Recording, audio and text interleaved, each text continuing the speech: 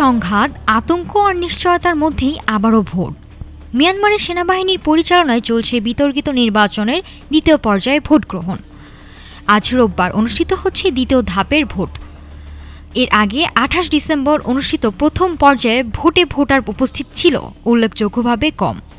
এই নির্বাচন জান্তা শাসনকে বৈধতা দেওয়ার একটি কৌশল মাত্র। ২০২১ সালে অভ্যুত্থানের মাধ্যমে ক্ষমতা দখল করে মিয়ানমারের সেনাবাহিনী। আটক করা হয় নোবেলজয়ী অং সান সুচিকে। এরপর থেকেই দেশ জুড়ে ছড়িয়ে পড়ে ভয়াবহ সংঘাত। সুচির দল ন্যাশনাল লিগ ফর ডেমোক্রেসি এবারের নির্বাচনে অংশ নিতে পারেননি।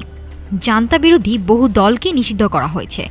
জাতিসংঘ ও পশ্চিমা দেশগুলোর ভাষায় এই নির্বাচন অবাধ, সুষ্ঠু ও বিশ্বাসযোগ্য নয়। প্রথম ধাপে সেনা সমর্থিত ইউএসডিপি দল ১০২টি আসনের মধ্যে ৯০টিতে জয় পেয়েছে।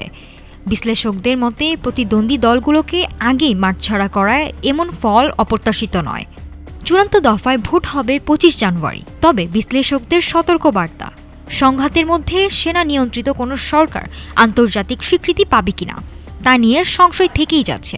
রয়টার্সের তথ্য অনুযায়ী অভ্যুত্থানের পর থেকেই মিয়ানমারে নিহত হয়েছেন অন্তত ১৬,৬০০ বেসামরিক নাগরিক। নাফিসা সামিয়া, ঢাকা টুডে।